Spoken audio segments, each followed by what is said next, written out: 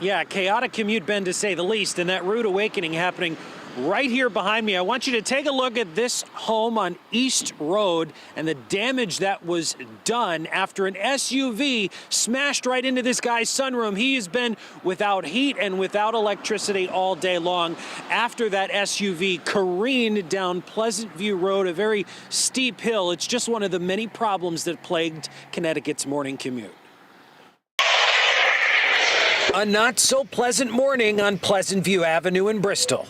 She was crying. She had her children in the car. Brian Grom was sipping his morning coffee when his doorbell camera captured this. His neighbor's car careening down the steep incline. She never even shifted into drive. I heard a loud banging. By the time I ran to the front door, the lady that lives 2 houses up, her car went right by her sideways. Sadly, it wasn't the only driver that Grom saw get into trouble. And one of them went all the way down into that yellow house and smashed right into him. Makes me think about it, not living here. It is the worst spot. Right down the middle of the road, and they come here. Drew Boisvert lives directly at the bottom of Pleasant View's steep hill. On this morning, he heard a familiar sound. Last time they had hit the garage about 5 years ago.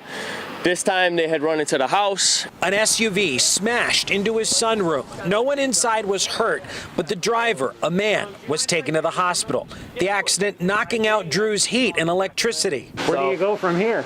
A lot of phone calls and a lot of hassle. The DOT called Wednesday's weather event the perfect storm. Then all of a sudden, the rain came just before the morning rush hour and started freezing against the road surface. And Matt, we haven't had an ice storm like this since 2014, and even that one wasn't like this where it hit right at a rush hour. While the state police got slammed with a tsunami of 911 calls. Statewide, 726 calls for service, 285 accidents, 30 of which were with injury, and we had 101 motorist assists. Any accidents involving injuries is always going to take precedence over something of that nature, and you have to manage it the best that you can.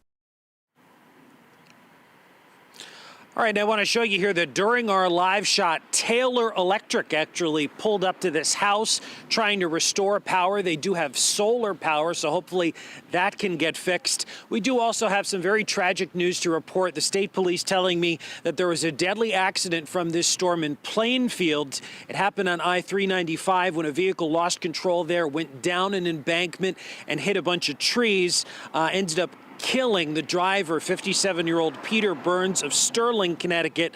Residents here across the state telling me that they wish that these roads had been pre-treated, but the DOT telling me today that they couldn't do that because it just would have washed away. We're live in Bristol. Matt Caron, Fox 61.